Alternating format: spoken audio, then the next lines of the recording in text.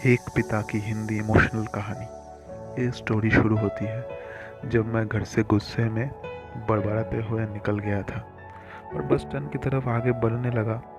मैं मन ही मन बड़बड़ा रहा था, पापा ने ही कितने पैसे छुपा के रखे हैं, लेकिन मेरे लिए एक बाइक नहीं ले सकते। अब मैं यहाँ से चला जाऊँगा और तब तक वापस नहीं आऊँगा जब तक मैं खुद के पैसों से बाइक नहीं खरीद लेता। इतना सोच ही रहा था, तभी मेरे पैर में मुझे कुछ चुभने का एहसास हुआ। नीचे देखा तो समझ आया कि जल्दबाजी में मैं पापा के जूते पहन के आ गया हूँ और उन जूतों में कील उभड़ी हुई थी जो मेरे पैर में बार बार घाव किए जा रहा था। लेकिन उस समय गुस्सा अधिक था तो मैं बड़बड़ाते हुए आगे बढ़ गया। एकाएक मुझे याद आया कि मैं पापा का पर्स के साथ ले आया हूँ।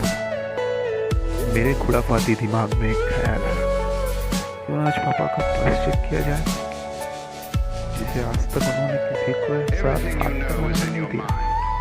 पता नहीं कौन सा खजाना छुपा हुआ है इस पर्स में जो किसी को हाथ नहीं लगाने देते हैं। जब मैं पापा का वो पुराना पर्स खोल कर देखा तो उसमें पैसे तो नहीं मिले, लेकिन पैसों की जगह पर एक डायरी रखी हुई थी। तो मैंने सोचा, ओह, तो यहाँ खजाना छुपा रखा है। मैं समझ रहा था कि यहाँ पापा ने लिखा होगा कि किससे कितने पैसे लेते हैं और किसको कितने पैसे दिए जाते हैं। लेकिन मैं गलत था। जब मैंने उस छोटी सी डायरी को पहला पेज खोलकर देखा तो वहाँ पेज पे जो लिखा था थोड़ा सीरियस कर देने वाला था। लेकिन डायरी में जो लिखा था उसे पढ़ने के बाद तो मेरे चेहरे पर जो एक्सप्रेशन थे वो खराब हो चुके थे, क्योंकि डायरी में वैसा कुछ नहीं था जैसा मैं सोच रहा था।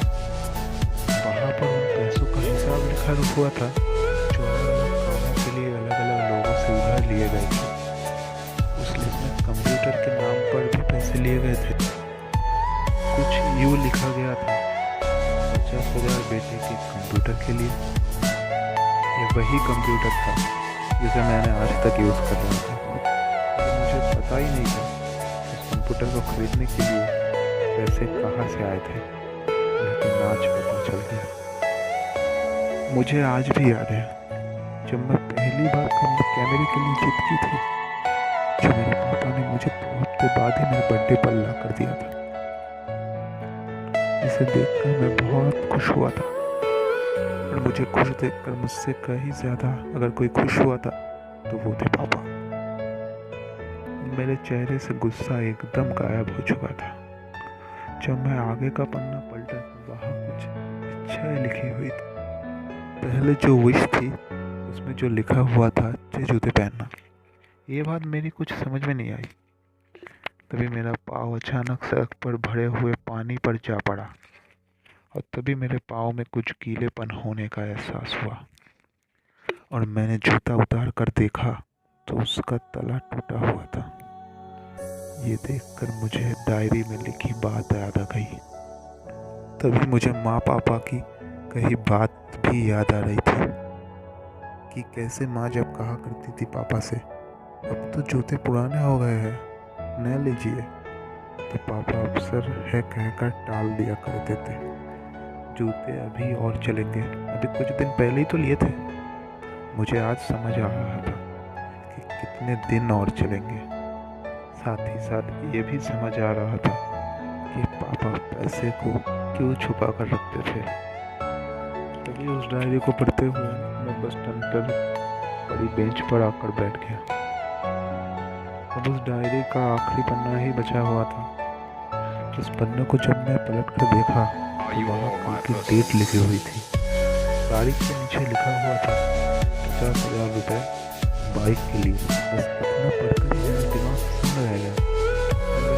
कोई दिलवा शिकाव नहीं रहा, बस मेरी आंखों में आंसू चढ़े जा रहे थे। मुझे आज तक पता नहीं था कि मैं क्यों रोए जा रहा था। अब मैं जल्दी घर की तरफ भागा, लेकिन जूतों की वो कील पाँव में अब तक घाव बनाने में कामयाब हो चुकी। मैं जूतों को रास्ते में ही निकाल कर फेंक दिया और भागते लड़खड़ाते हुए घर जा पहुंचा। लेकिन पापा घर पर नहीं थे। मैं समझ गया था वो कहाँ थे। मैं सीधा पास वाली बाइक एजेंसी की तरफ भागा।